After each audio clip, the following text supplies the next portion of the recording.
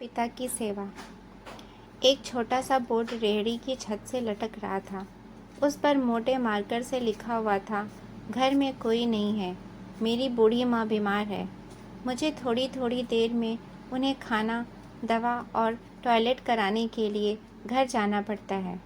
अगर आपको जल्दी है तो अपनी मर्जी से फल तौल लें और पैसे कोने पर गद्दे के नीचे रख दें। साथ ही रेट भी लिखे हुए हैं।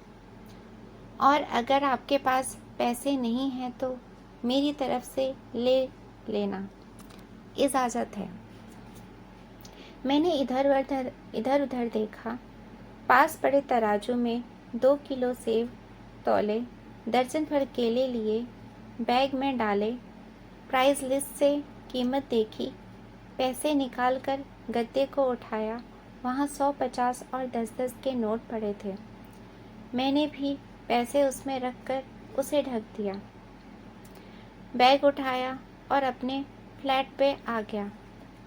रात को खाना खाने के बाद मैं और भाई उधर निकले तो देखा एक कमज़ोर सा आदमी, दाढ़ी आधी काली आधी सफ़ेद, मैले से कुर्ते पैजामे में रेहड़ी को धक्का लगाकर बस जाने ही वाला था। वो हमें देखकर मुस्कुराया और बोला, साहब, फल तो खत्म हो गए। नाम पूछा तो बोला, सीताराम। फिर हम सामने वाले ढाबे पर बैठ गए। चाय आई।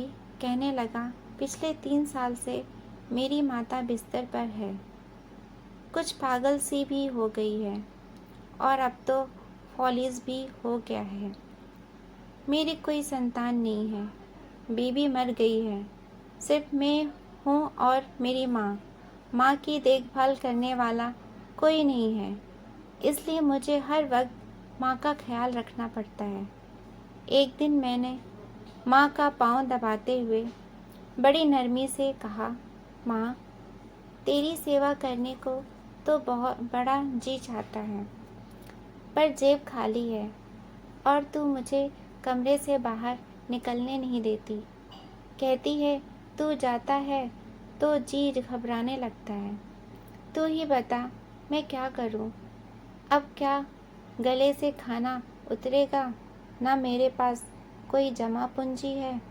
ये सुनकर माँ ने हांफते कांपते उठने की कोशिश की। मैंने तकिए की टेक लगवाई। उन्होंने झुर्रियों वाला चेहरा उठाया, अपने कमज़ोर हाथों को ऊपर उठाया, मन ही मन राम जी की स्तुति की, फिर बोली, तू रेहड़ी वहीं छोड़ आया कर, हमारी किस्मत हमें इसी कमरे में बैठकर मिलेगा। मैंने कहा, माँ, क्या बात करती हो? वहाँ छोड़ आऊँगा तो कोई चोर उचक्का सब कुछ ले जाएगा। आजकल कौन लिहाज करता है और बिना मालिक के कौन खरीदने आएगा। कहने लगी, तो राम का नाम लेने के बाद रेहड़ी को फलों से भरकर छोड़कर आ जा, बस ज़्यादा बकबक नहीं कर।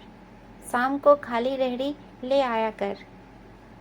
अगर तेरा रुपया गया तो मुझे बोलियो। 2.5 साल हो गए हैं भाई। सुबह रेहड़ी लगा आता हूँ, शाम को ले जाता हूँ। लोग पैसे रख जाते हैं, फल ले जाते हैं। एक थैला भी ऊपर नीचे नहीं होता, बल्कि कुछ तो ज़्यादा भी रख जाते हैं। कभी कोई माँ के लिए फूल रख जाता, कभी कोई और चीज़। परसों एक बच्ची पुलाव बनाकर रख गई, साथ में एक पर्ची भी थी। अम्मा के लिए एक डॉक्टर अपना कार्ड छोड़ गए। पीछे लिखा था, माँ की तबीयत नाजुक हो तो मुझे कॉल कर लेना, मैं आ जाऊँगा। कोई खजूर रख जाता है। रोज़ाना कुछ न कुछ मेरे हक के साथ मौजूद होता है। ना माँ हिलने देती है, ना मेरे राम कुछ कमी रहने देते हैं। माँ कहती है, तेरा फल मेरा राम अपने फरिश्तों से बिकवा देता है। आखिर मैं इतना ही कहूँगा कि अपने माँ बाप की सेवा करो और देखो दुनिया की कामयाबियाँ कैसे हमारे कदम चूमती हैं। आपको मेरी ये कहानी अच्छी लगी हो तो मेरे चैनल को लाइक और सब्सक्राइब कीजिए। धन्यवाद।